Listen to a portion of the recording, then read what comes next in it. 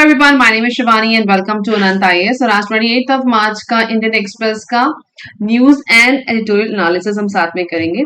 और आज जो टॉपिक्स हम कवर करेंगे वो दो न्यूज़पेपर से है, एक इंडियन एक्सप्रेस और साथ ही साथ दूसरा है इकोनॉमिक्स टाइम्स के कुछ आर्टिकल मुझे बेटर लगे समझने वाले, जिसमें आपका एड ऑन हो सकता है सिलेबस को लेकर के, तो उसको भी मैंने ऐड किया है। So पहला आर्टिकल है, first time in 4 years NREGA jobs in Jan Feb below are Covid level. So एक डेटा है और उसको एक्सप्लेन किया गया, क्योंकि यूजुअली अभी तक की जो स्टडी आई है उसमें ये पता चला कि इस बार का जो बजट है उसमें जो एलोकेशन किया गया है मनरेगा को लेकर के वो कम किया गया है। और उसमें भी इस बात को कहा गया था कि मनरेगा की जो जॉब्स की रिक्वायरमेंट है वो घटी है, लेकिन ये डेटा इस बात को ही कहीं ना कहीं सही साबित कर रहा है कि ऐसा ही हुआ है। इसको पढ़ते हैं। New attendance payment systems migrants back at work likely reasons. और न्यू अटेंडेंस पेमेंट सिस्टम्स इसका कारण है, जहां पे माइग्रेंट्स जो है जो इस पे काम करने के लिए काम मांगते थे, वैसे जो माइग्रेंट्स हैं वापस चले गए हैं अपने वर्क अपने काम की तरफ। लाइकली रीजन का कारण ये है। तो ये पॉजिटिव है या नेगेटिव उसको समझते हैं। The employment generated in January and February this year under the rural job guarantee scheme has for the first time in the last 4 years slipped below pre-COVID level according to an analysis of data available on the schemes portal। ये portal पे available है, वहां पे इसको mention किया गया है। In January this year, the number of person days generated under NREGA scheme stood at 20.69 crore. ठीक है, तो इतने पर्सन डेज जो है जनरेट किए गए इन जनवरी दिस ईयर, जनवरी में, लोअर देन 22, 21 एंड 2020 के नंबर से काफी नीचे है। ठीक है। While an email seeking a response from Ministry of Rural Development remained unanswered, economists and statisticians the Indian Express spoke with said there could be multiple reasons for the drop। इसके कई reason हो सकते हैं drop करने के। ये जो discussion हुआ है, जो स्टैट्स आए हैं निकल करके एक्सपर्ट्स के द्वारा, उनको इंडियन एक्सप्रेस पेश कर रहा है, और जो क्वेश्चन पूछे गए थे मिनिस्ट्री से उसके कोई आंसर नहीं आया। One reason is many migrants who returned to their villages during the pandemic have gone back to work। मतलब पैंडेमिक खत्म हो गया, लोग काम पे वापस चले गए। Two, it is likely states are delaying demand for work due to lack of adequate funds। और दूसरा कारण क्या है कम होने का, कि जिनको पैसा नहीं मिल रहा है या डिमांड फॉर वर्क है ड्यू टू एडिक्वेट फंड्स ना मिलने की वजह से भी लोग वापस गए हैं।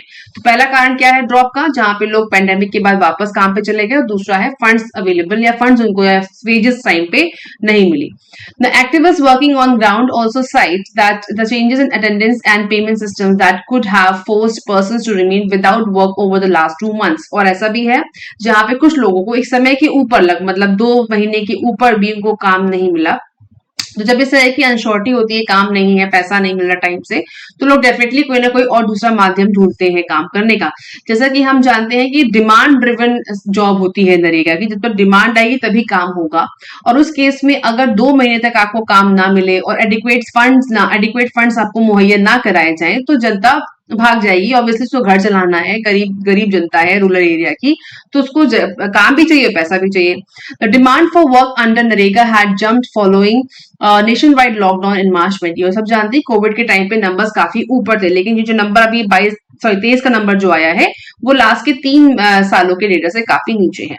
Now, however, since January this year, the figure of person days generated has been lower than the pre-COVID levels. Similarly, the number of households availing the job guarantee schemes has reduced। ठीक है, number है, number आप चाहे तो लिख सकते हो कि नरेगा जुड़ी हुई कोई भी इंफॉर्मेशन हमारे पास जब आती है तो हमारे लिए इंपॉर्टेंट बनती है, जहां पे पूछी जा सकती है मेंस और प्री दोनों में कि नरेगा स्कीम क्या है और क्या प्रेजेंट में क्या चेंजेस चल रहे हैं, तो आपको पता होना चाहिए। नंबर्स अगर आप नहीं भी याद रखेंगे दैट इज फाइन, पर एक कंपैरेटिवली एनालिसिस आप रख सकते हैं कि भाई लास्ट के 3 सालों में से अगर कंपेयर करें तो 23 के नंबर्स में काफी ड्रॉप हुआ है नंबर्स में।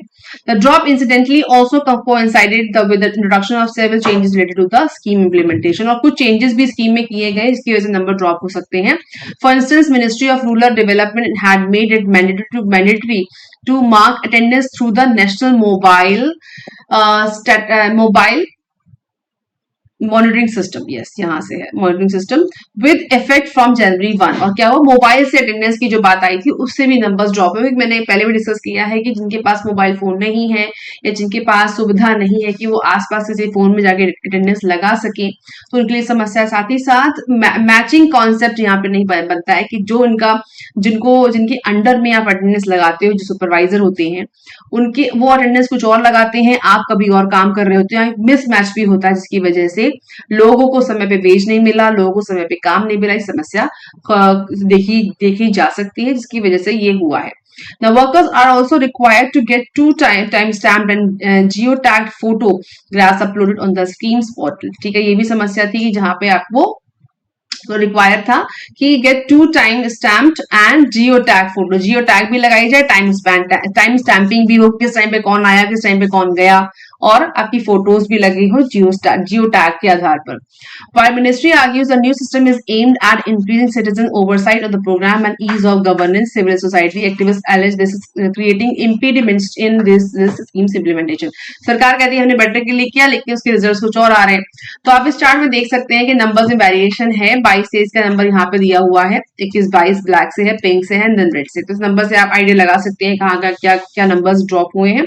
Besides the new attendance system, the ministry had also made it mandatory from February the use of Aadhaar based payment system, और फरवरी से आधार बेस्ड पेमेंट सिस्टम को भी लागू किया गया है for depositing wages of worker. ठीक है, this move has been criticised by civil society activist who have been demanding a roll back of the new attendance and payment system. ठीक है, जिसमें सिविल सोसाइटी के मेंबर्स इसको जो है demand करी है कि इसको हटाया जाए पेमेंट सिस्टम को। while the ministry has now decided to have mixed model for payment routes till March 31, और अब मिनिस्ट्री मिक्स मॉडल लेकर आ रही है पेमेंट सिस्टम को लेकर के।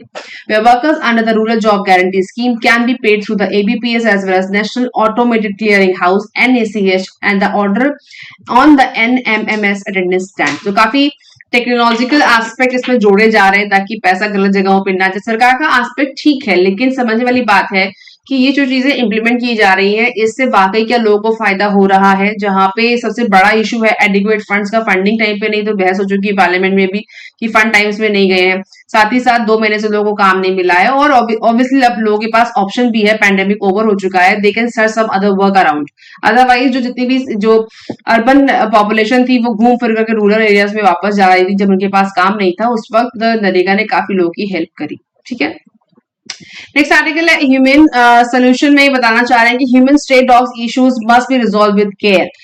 इस आर्टिकल को लिखा गया है एक और आर्टिकल के टेंजेंट में जो 21 मार्च को छपा था, और this was written by director centre for policy design ATREE Bengaluru. उन्होंने इस बात को मेंशन किया था कि सोल्यूशन चाहिए हमें डॉग ह्यूमन इंसिडेंट्स का, जहां पे जो पेट ओनरशिप लॉज को ठीक करने की जरूरत है। साथ ही साथ जो ABC रूल्स बनाए गए हैं सरकार ने बनाए हैं, जहां पे जो स्ट्रे डॉग्स हैं उनके लिए कुछ पॉलिसी है, उसको देखेंगे हम, उसको अगर ठीक से इंप्लीमेंट किया जाए तो इस समस्या का सॉल्यूशन हो सकता है। पहले आज के आर्टिकल को देख लेते हैं जो आज छपा है। In the Truth Bites, Abhi T. Vanak makes a number of statements which warrant contestation. He writes, worse still, dogs are responsible for over 20,000 rabies deaths। मतलब कि जो स्ट्रे डॉग्स हैं उनकी वजह से लगभग 20,000 लोगों को रेबीज होता है, और उसे रेबीज होने से डेथ होती है। वन प्रिज्यूम, अब समझ सकते हैं कि 20,000 लोगों की डेथ हो रही है हर साल, तो एक बड़ा नंबर है। उसके साथ 2005 में union ministry of health and family welfare centre bureau of health intelligence इस बात को कहा has been annually publishing a national health profile for country. CBHI में से एक प्रोफाइल पब्लिश होती है, इसमें मेंशन किया गया है 21 के एडिशन में there were 105 cases of human death from rabies in India in 2019. The 2018 edition put the figure of 97 in 2017. According to the relevant preceding annual health profiles, there were 86 human deaths. So, ठीक है, numbers पे नहीं जाना है। समस्या क्या है कि यूपीएससी में इस तरह के इश्यूज को, जब नए इश्यूज बन रहे होते हैं ना, वो मेंस के लिए इंपॉर्टेंट हो जाते हैं। हो सकता है प्री में ना पूछा जाए, लेकिन कि नंबर्स क्या है, कितनी डेथ हुई, ये नहीं पूछा जाएगा, लेकिन मेंस के लिए इंपॉर्टेंट है कि ये अपने आप में स्ट्रे डॉग्स की समस्या बनती चली जा रही है। ठीक है, नंबर्स भी बढ़ रहे हैं। और सीबीएचआई जो हमारा सरकारी संस्थान से मिलने वाला डॉक्यूमेंट है वो भी इस बात को पब्लिश करता है, तो ये बात पक्की है कि ऐसा हो रहा है। नाउ जो वानक जो जो राइटर है उस आर्टिकल में, उन्होंने काफी चीजों का मेंशन उस आर्टिकल में किया था, उसी को अप्लाई करने की बात वो यहाँ पर कहते हैं कि अगर एबीसी रूल्स को अगर हम सही तरीके से प्रोमलगेट करें, अप्लाई करें, तो समस्या थम सकती है। But the point is this कि the ABC program serves to reduce cases of dog bite since sterilized bitches do not get into heat fight among the dog over bitches with raises their aggressive level do not occur during the mating season।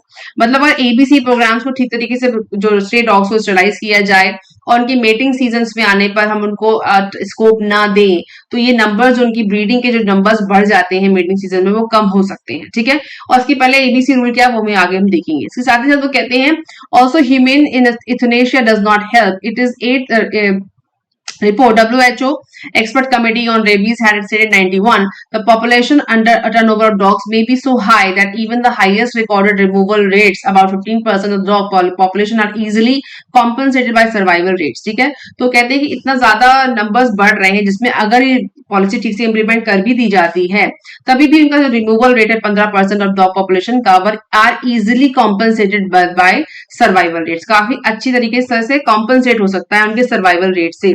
तो ये भी देखने वाली बात है कि अगर ABC rules को सही तरीके से इंप्लीमेंट किया जाता है तो उससे क्या फायदा होगा। एक एस्पेक्ट ये और मेंशन करते हैं जो आगे वाले आर्टिकल में है, जहां पे स्टरलाइजेशन के बाद भी जहां पे स्ट्रे डॉग्स को स्टरलाइज किया जाता है उनको वापस छोड़ दिया जाता है, उसके बावजूद ऐसे कितने नंबर्स हैं सड़कों पे वो स्ट्रे डॉग्स अवेलेबल हैं, even if they are sterilised dogs that continue to live on street will still bite. जो नंबर्स अभी हैं डॉग्स के वो स्टिल काटने के लिए या फिर व्हीकल्स के पीछे भागते हैं या डिजीज क्रिएट करते हैं या फिर वो भूखे हैं तो खाना मांगते हैं, इसकी वजह से कई और केसेस क्रिएट होते हैं। तो उनके लिए क्या रास्ता, ये भी तरीका है। अच्छा, वापस आते हैं एबीसी रूल्स में जहां पे मेंशन किया जा रहा है कि animal welfare board of India statutory body under the prevention of cruelty of animal act promulgated the animal birth control dogs rules in 2001 now replaced with the even more draconian ABC rules 23। This policy was meant to control both the dog population as well the deadly rabies virus। मतलब जो ABC rule 2023 है उसमें बोला गया है कि rabies virus को control करना है, साथ ही साथ जो डॉग पॉपुलेशन को भी कम करना है। और इसका जो मेन क्या है कि डॉग्स को स्टरलाइज करना और वापस उनको इलाके में छोड़ देना। लेकिन पॉइंट क्या है, इससे आप पॉपुलेशन को कम कर सकते हो, बट जो ऑलरेडी अवेलेबल है डॉग्स स्ट्रीट्स पे उनका क्या हम कर सकते हैं, ये भी एक समस्या है। और सबसे इंपॉर्टेंट चीज ये है कि जो आजकल जो एक मेजोरिटी ऑफ पॉपुलेशन ऐसी है जो डॉग पेरेंट बन गई है, मतलब जिनकी जो डॉग पेरेंट या पेट पेरेंट्स बन जाते हैं, जिनके पास जो अपने डॉग्स को तो बीमारी होने पे या खुजली वगैरह होने पे उनको सड़कों पे छोड़ देते हैं। एक ये भी नंबर बढ़ाता है हमारे देश में उन लोगों के लिए जो पेट तो रखना चाहते हैं लेकिन उनका ध्यान समय पे नहीं रख पाते, इसकी वजह से समस्या होती है। तो उनका रिजल्ट क्या हो सकता है, उनको कैसे टेक केयर कर सकते हैं। मतलब जो पॉलिसीज हैं सिर्फ उनके लिए ना हो कि सिर्फ डॉग्स के लिए पॉलिसीज हैं, जो पेट ओनर्स हैं उनके लिए भी एक गाइडलाइन या चीजें मेंशन की जानी चाहिए। यहाँ पे कुछ पहले वीडियो आया था कि एक बच्चे को कुछ स्ट्रे डॉग्स ने पकड़ लिया और डेथ हो गई। उसके बाद एक लेडी लिफ्ट में ट्रैवल कर रही है डॉग के साथ, एक बच्चे को काट लिया, वीडियो भी आया था। तो इस तरह की चीजें क्या है कि जो स्ट्रे डॉग्स की समस्या तो है ही ऑफ कोर्स, लेकिन जो पेट पेरेंट्स हैं उनको भी अपनी रिस्पॉन्सिबिलिटी के तहत आगे बढ़ना चाहिए या फिर उनके लिए कोई ऐसी गाइडलाइंस बनानी चाहिए जिससे वो समझ सकें कि आपकी भी जिम्मेदारी है अपने डॉग्स को ओपनली ना छोड़ने की, और एक लिमिट के बाहर अगर वो ऐसा होता है तो उनको भी आप एबीसी रूल्स के अंदर ले जा सकते हैं और स्टेलाइज करा के, या फिर उनके लिए कस्टडी बनी हुई है जहां पर स्ट्रे डॉग्स को रखा जा सकता है, अगर इस पॉलिसी में बन सकता है तो भी छोड़ा जा सकता है। तो ये कुछ एस्पेक्ट है मेरी समझ से। जो आर्टिकल है, दोनों आर्टिकल आप इंडियन एक्सप्रेस की वेबसाइट पे देख सकते हैं, आज का आर्टिकल और साथ ही साथ 21 मार्च का, और अपनी मेंस की तैयारी में इसको ऐड कर सकते हैं। ठीक है, नेक्स्ट है day light saving time. Lebanon saw mass confusion Sunday after its government decided to delay DST by a month। तो डे लाइट सेविंग का जो फंडा है वो समझना चाहिए। लेबनान और ग्रीनलैंड में क्या हो रहा है उसको हम देख लेते हैं। So Lebanon was thrown into mass confusion Sunday after its government at the last minute delayed the start of daylight saving time by a month। Meanwhile, Greenland has chosen to stay with daylight saving time forever। तो Greenland ने कहा कि मैं daylight saving के साथ हमेशा रहूंगा, Greenland के जो देश है उसने कहा, और साथ ही साथ लेबनान ने कहा कि वो डिले करेंगे अपने daylight saving को। ठीक है, नाउ daylight saving क्या है? According to Norway based time and day Daylight saving time DST is the practice of setting the clocks forward 1 hour from the standard time during the summer and the bad again in the autumn. होता क्या है कि जो देश equatorial के दूर होते हैं, मतलब जो हमारी भूमध्य रेखा है उसके जितने दूर जाते जाते हैं वहां पे सूर्य का प्रकाश देर से पहुंचना और जल्दी पहुंचने के टाइम में फेर बदल होता है। कब? जब समर्स आते हैं या फिर जब ऑटम आता है। तो उन देशों में क्या होता है कि वो लोग अपने टाइम को स्ट्रीमलाइन करने के साथ साथ, जहां पे जो आप समझते हैं ना कि हर देश का एक स्टैंडर्ड टाइम होता है, आईएसटी या एसटी होता है, तो उस एसटी से मिलाने के लिए, ताकि उनका जो दिन का जब प्रकाश जल्दी जाता है तो वो 1 घंटा पीछे कर लेते हैं, जब उनका देश सूर्य का प्रकाश देर से जाता है तो वो 1 घंटा आगे कर लेते हैं। तो इस तरीके से मैचिंग करते हैं अपने स्टैंडर्ड टाइम को मेंटेन करने का। ठीक है, तो इसको कहते हैं DST, daylight saving time. So according to Norway based time and daylight saving time is the practice of setting the clock forward 1 hour, 1 घंटा आगे बढ़ा लेना from standard time during the summer, मतलब summer का समय होगा जब सूर्य देर तक रहता है तो 1 घंटे आगे कर लेना, and back again in the autumn, और जब सूर्य जल्दी चला जाता है तो 1 घंटे पीछे कर लेना, तो in the end back again. ठीक है, तो ये घटना घटती है डे लाइट सेविंग में, जहां पे यूएस के कुछ देश होते हैं, स्पेशली यूएस के देशों में, या फिर जहां पे इक्वेटर से दूर, जहां इक्वेटर से जितने देश दूर हैं उन देशों में ऐसा होता है। इसमें लेबनान भी आता है और ग्रीनलैंड भी आता है। तो this is done to make better use of natural daylight, और ये इसलिए किया जाता है कि ताकि सूर्य का जो प्रकाश है, जो नेचुरल लाइट है, उसका बढ़िया यूज हो सके। India does not follow day light, हम फॉलो क्यों नहीं करते हैं? क्योंकि हम इक्वेटर के काफी करीब है, और इक्वेटर में अधिकतर ऐसा होता है कि सूर्य का प्रकाश ऑलमोस्ट लगभग उतना ही रहता है, इतना में ज्यादा वेरिएशन नहीं आता, और समय के हिसाब से जो हमारा स्टैंडर्ड टाइम का जो हिसाब है सूर्य का, उसमें ज्यादा फर्क नहीं पड़ता है। और तो ऐसा नहीं है कि इंडिया में टाइम फ्रेम बदलते नहीं है, बदलते हैं, लेकिन जो हमारा स्टैंडर्ड टाइम है उसके हिसाब से जो सूर्य का प्रकाश जब भूमध्य रेखा पर पड़ता है, मतलब उसके आसपास के इलाकों में, इंडिया भी उसमें आता है, तो सूर्य का प्रकाश की टाइम जोन से जो वेरिएशन है वो ज्यादा नहीं होती, जिसकी वजह से हम ऐसा नहीं करते हैं। ठीक है, चाहे तो हम भी कर सकते हैं, कोई खास पर आधे घंटे का शायद फर्क पड़ता होगा, आधा 15 मिनट का, लेकिन ज्यादा फर्क नहीं पड़ता। जहां जिन देशों में ज्यादा इफेक्ट पड़ता है वहां ऐसा किया जाता है। What happened in Lebanon, Lebanon में क्या हुआ कि Lebanon usually set its clock forward an hour on the last Sunday in the March. However it caretaker prime minister Najib Mikati Thursday said this year the clocks would be reset on April 21 while no reason was given. According to AP, a leaked video shows Parliament Speaker Nabi Berri urging McCarthy to postpone DST to allow Muslims to break their Ramzan after an hour earlier. तो उन्होंने कहा कि हम time zone को बाद में change करेंगे, time zone या स्टैंडर्ड टाइम को, डीएसटी को तब करेंगे जब रमजान ओवर हो जाएगा। ठीक है, ये उन्होंने रीजन बाद में निकल करके आया।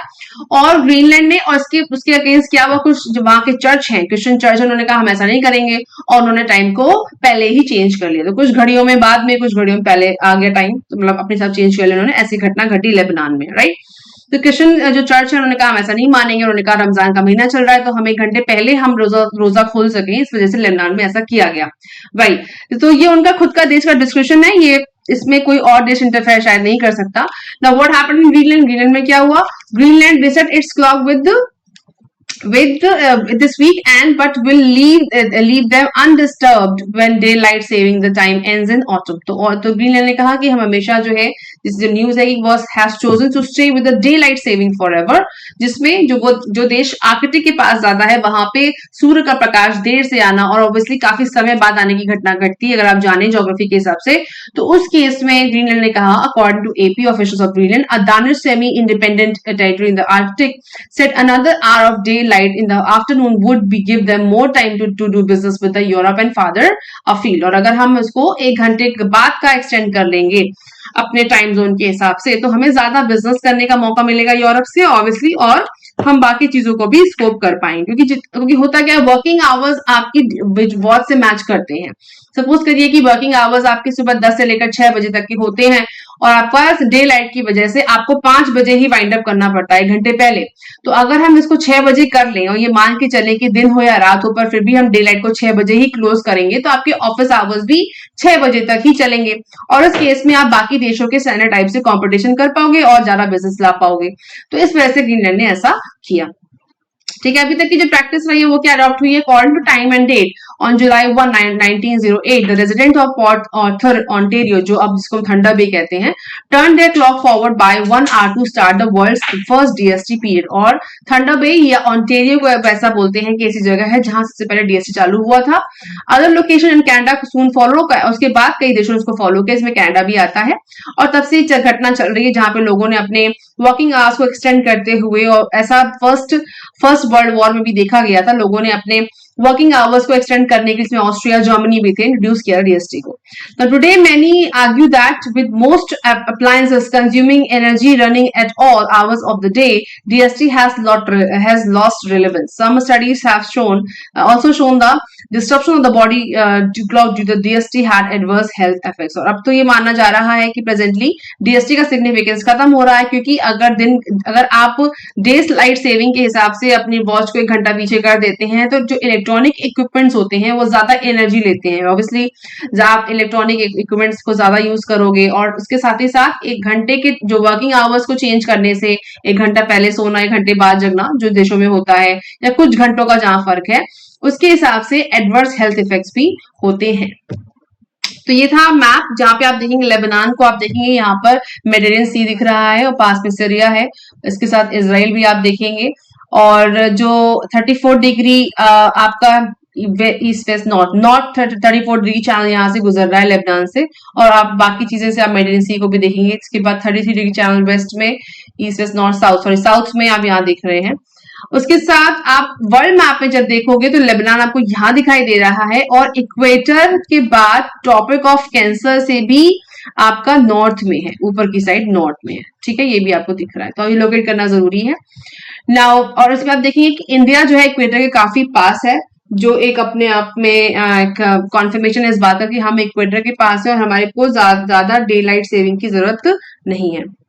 बात हम ग्रीनलैंड को देखेंगे. ग्रीनलैंड आपको यहाँ पे दिख रहा है, जिसमें आप पास में बैफिन बे देखेंगे, ग्रीनलैंड सी है, और आर्कटिक के पास इसका इलाका है जहाँ पे सनलाइट बहुत देर तक पहुंचती है, और यहाँ पे डे लाइट सेविंग का बहुत ज्यादा सिग्निफिकेंस है. साथ में कनाडा को भी आप देखोगे, कनाडा में भी ऐसा रिक्वायरमेंट रहती है. आइसलैंड है, नॉर्वे है, स्वीडन है, यूएसए काफी स्टेट्स में ऐसा होता है. और जहां जितना आप इक्वेटर से दूर जाएंगे या इक्वेटोरियल रीजन से आप दूर जाएंगे, वहां पे ऐसी घटना होती है जहां पे सूर्य का प्रकाश या सनलाइट देर तक पहुंचती है, और डे लाइट सेविंग का जो कॉन्सेप्ट है डीएसटी का, वहां से ही शुरू हुआ है.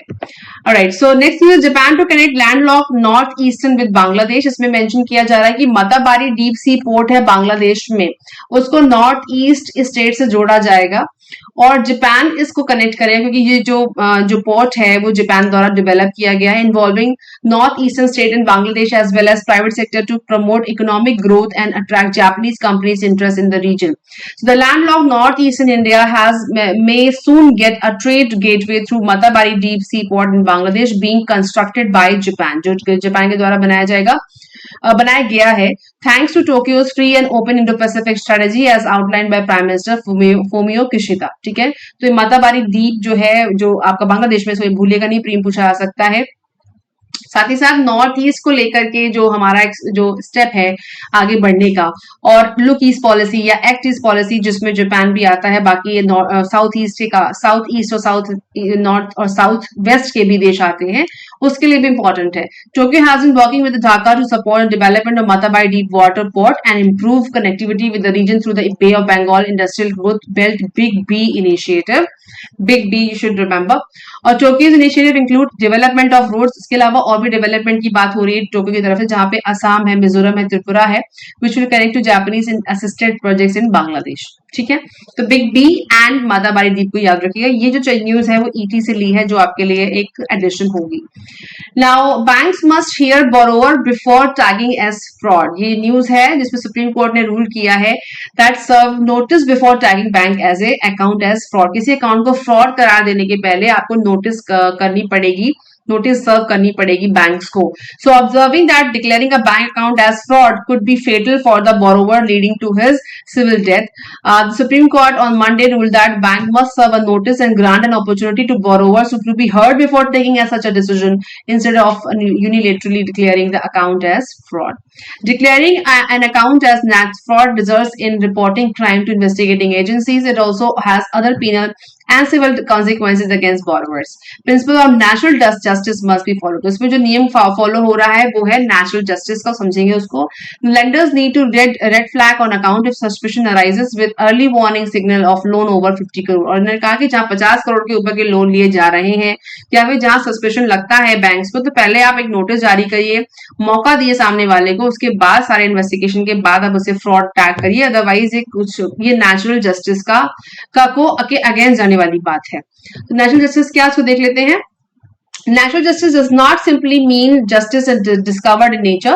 It is a compilation of ideas that should be naturally connected with justice, regardless of whether this idea are part of law. Natural justice applies comprehensively to administrative discretion. It goes to prevent mischievousness and unfairness towards the resident with the managing authorities. ये clear है कि जहाँ पे unfair आपके साथ कुछ चीज हो रही है, mischievous घटना घट रही है, unfairness हो रही है managing authorities के द्वारा, उसके against जो आपके rights हैं उनको नेचुरल जस्टिस कहते हैं. और the committee of ministers of power और frank committee has let down the following norms of natural justice. वो क्या क्या थे? No one shall be determine in his own cause. No one shall be determine in his own cause. अपने द्वारा किसी किए हुए किसी कृत्य के अगेंस्ट उसको डिटरमिन नहीं किया जाएगा. Making accessible a copy of the statutory report. No one should be convicted without a hearing. A part has a right to know all the causes of the decision. तो ये सारा basic आपका natural justice के कारण है. जिसमें सबसे important चीज क्या है, किसी पर्सन के राइट होते हैं आर्बिट्री पॉलिसी के अगेंस्ट, जो जुडिशियल और क्वाजाई जुडिशियल प्रिंसिपल्स के अगेंस्ट, जो आपके नेचुरल जस्टिस और एडमिनिस्ट्रेटिव लॉज कहलाते हैं, जहां पे फंडामेंटल राइट्स अलग हैं, नेचुरल जस्टिस अलग है. हाँ, नेचुरल जस्टिस से ही आपके फंडामेंटल राइट्स इवॉल्व हुए हैं. कैसे? अगर आप इंडिया के कॉन्टेक्स्ट में देखें तो Indian constitution and principle of natural justice में क्या क्या आता है? प्रियम्बल में social, economic, political justice, liberty of belief, thought, worship and equality आती है. Article 14, 21, 22, 39 A, free legal service for disabled and indignant people, वो भी आता है. आर्टिकल 311 आता है जहां पे constitutional protection for civil servants आता है. और आर्टिकल 32, 136, 226 भी आता है, constitutional solution for violation of fundamental rights. तो ये सारे सेक्शंस आते हैं जो आपके फंडामेंटल, अगर कहा जाए तो फंडामेंटल्स आपके नेचुरल जस्टिस, सॉरी, जो आपके नेचुरल जस्टिस से जुड़े हुए प्रिंसिपल्स हैं उनसे इवॉल्व हुआ है. ठीक है. तो article 14, equal protection of law, right to liberty, fair hearing, free legal services, protection for civil servants and of course abolition of fundamental rights भी इसी में ही आते हैं. राइट नाउ इसी जुड़ा हुआ एक और केस हम देखेंगे जहां पे कुछ दिन पहले इसका डिस्कशन भी हुआ, आर्टिकल भी आया था कि 61 deaths by suicide at IITs, IIMs and IIT since 2018. Government ने ऐसा बोला है.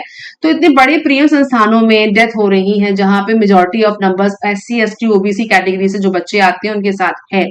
जबकि हमारी एनईपी पॉलिसी कहती है provisions for counselling systems for handling stress and economic adjustment in the institution. मेरे हिसाब से मेंस के पर्पस से इंपॉर्टेंट सवाल है सोशल इश्यूज में, जहां पे ये देखना चाहिए कि इन प्रीमियम संस्थानों में भी ऐसा होता है, हम उनको ऐसा लेवल बच्चों को नहीं दे पा रहे हैं जहां पे जो बैकवर्ड क्लास से आने वाले बच्चे हैं उनको एक कंफर्ट लेवल नहीं मिलता, एक ट्रस्ट नहीं बनता इंस्टीट्यूशन के ऊपर, जहां पे उनको अल्टीमेटली डेथ या सुसाइड कमिट करना पड़ता है.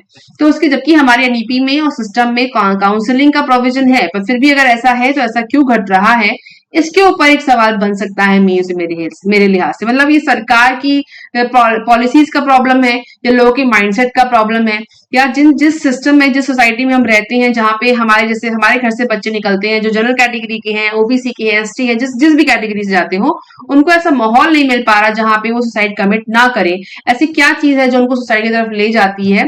इसके ऊपर आप एक डिस्कशन कर सकते हैं, एक क्वेश्चन प्रिपेयर कर सकते हैं. मेरे हिसाब से मेंस में वो पूछा जा सकता है, जीएस 1 के लेवल पे इंपॉर्टेंट है, और पॉलिसीज अगर बनती है तो जीएस 2 या 3 में भी कंसिडर किया जा सकता है. Now green port policy soon with focus on carbon neutrality. इसमें इस बात को मेंशन किया गया है कि बहुत जल्दी पॉलिसी आने वाली है जहां पे ग्रीन पोर्ट कैसे बनेंगे, क्या क्या कॉन्सेप्ट होना चाहिए, उसके ऊपर उसको डिफाइन किया जाएगा, और साथ ही साथ कार्बन न्यूट्रलिटी को दिमाग में रख करके एक पॉलिसी डिजाइन की जाएगी। The policy will define how the green ports model will be woven into the PPP model already developed in ports, and उसके साथ ही साथ जो कार्बन न्यूट्रलिटी को दिमाग में रखते हुए कौन सा फ्यूल यूज करना है, कितना क्लाइमेट नेगेटिवली इंपैक्ट होता है हमारे पोर्ट एक्टिविटीज को, उसमें दिमाग में रखते हुए पॉलिसी आएगी। India plans a green port policy incentive plan for implementing change for ports to reduce carbon emission by 30%। और जो उसका आधार होगा वो पंचमित्र होगा। पंचमित्र क्या है? 5 नेगेटिव एलिमेंट्स जो हमारे मोदी साहब ने कोप 26 में अनाउंस किए थे, वो क्या है? Achieving net zero emission by 2070, reducing total projected carbon emission by 1 billion ton starting now till 2030, increasing renewable energy components to 50% of our total energy requirements by 2030, reducing carbon intensity by 45% to 2030, or increasing non-fossil energy capacity to reach 500 gigawatt to by 2030। ये हम पढ़ चुके हैं और discuss भी कर चुके हैं। द क्विंट ने इसको छापा है, उनकी वेबसाइट पे अवेलेबल है। और कार्बन न्यूट्रलिटी क्या होती है?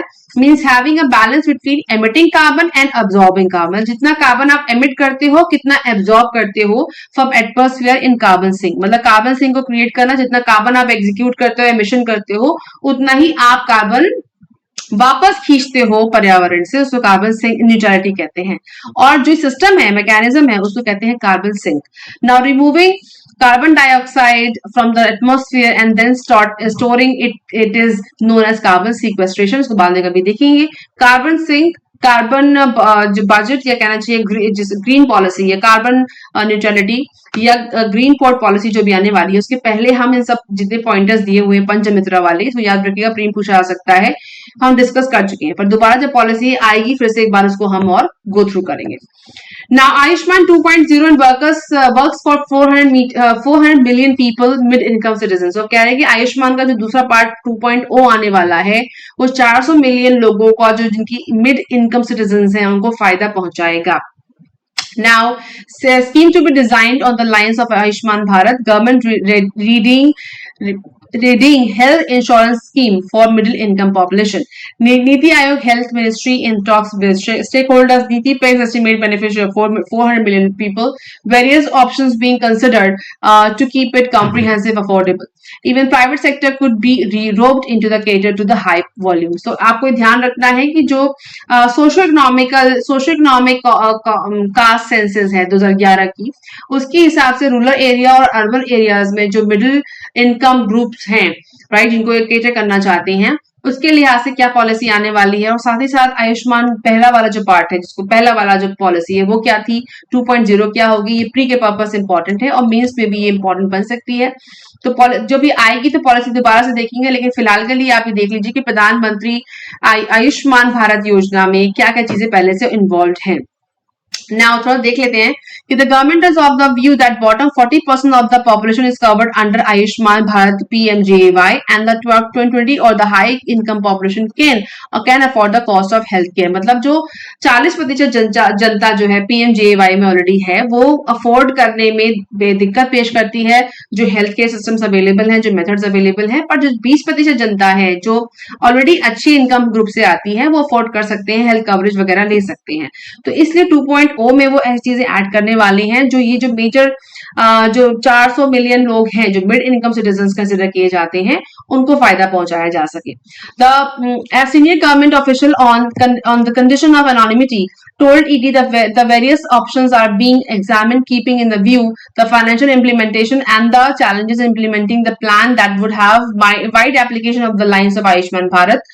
Different options being considered include providing a similar 5 lakh coverage as under Ayushman Bharat to these individuals with then option of partial contribution or a top up by the individual। मतलब जो insurance होता है इसमें attach होता है वो 5 लाख तक का कवर देगा और उसको टॉप अप करने का भी पार्शियल टॉप अप या फुल्ली टॉप अप का ऑप्शन रहेगा।